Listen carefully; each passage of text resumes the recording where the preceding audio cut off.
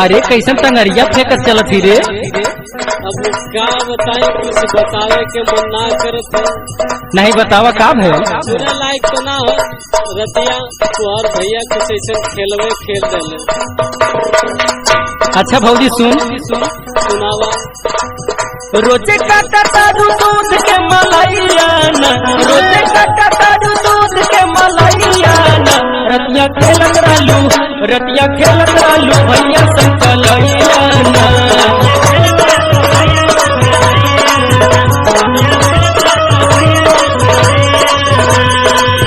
रोजे काटा तारू दूध के मलाइया ना, रोजे काटा तारू दूध के मलाइया ना, रतिया खेलत रहलू, रतिया खेलत रहलू भैया संकलैया ना।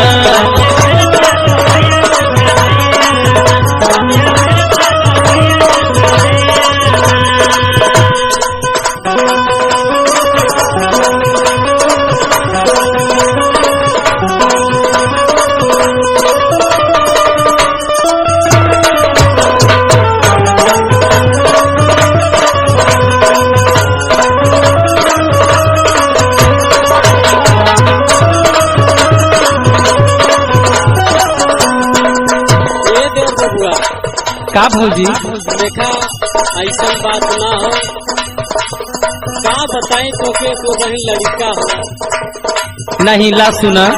सुनावा। चानी जब कटलू त काहे न पिराई,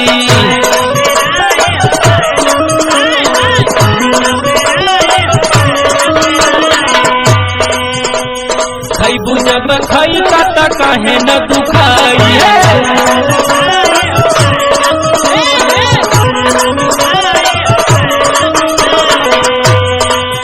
अब का बताई रे भौजी, रोज देखिला कि तो डिजाइनिया चेंज हो जाले सुबहिया सुबहिया।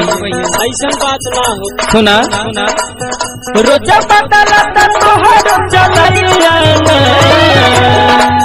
रोजा बदला त तोहर चलैया ना, रतिया खेलत रहलू, रतिया खेलत रहलू भैया संकलैया ना।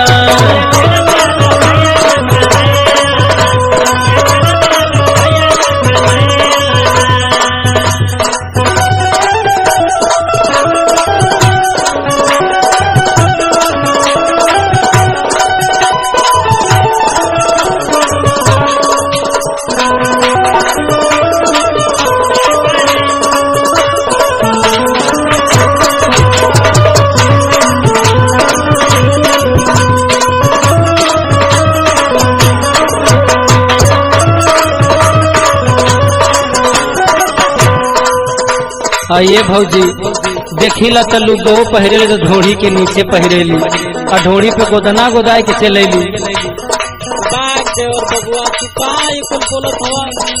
अब बोलही के परी न, अब भैया देखिए तो मन भटकबे करी। हो कोनो ऐसा बात ना हो। सुना ढोड़ी पे गोदाई के तू चलेलू गोदनवा,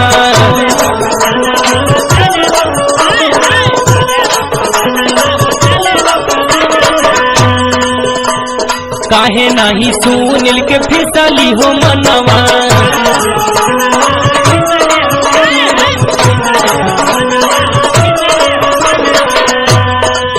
इहो हमें पता है कि मनोज के साथ कौन चक्कर चलत है तोहार।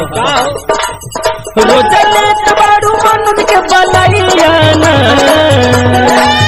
रोजा लेत बारू मनोज के बलैया ना, रतिया खेलत रहलू, रतिया खेलत रहलू भैया संकलैया ना।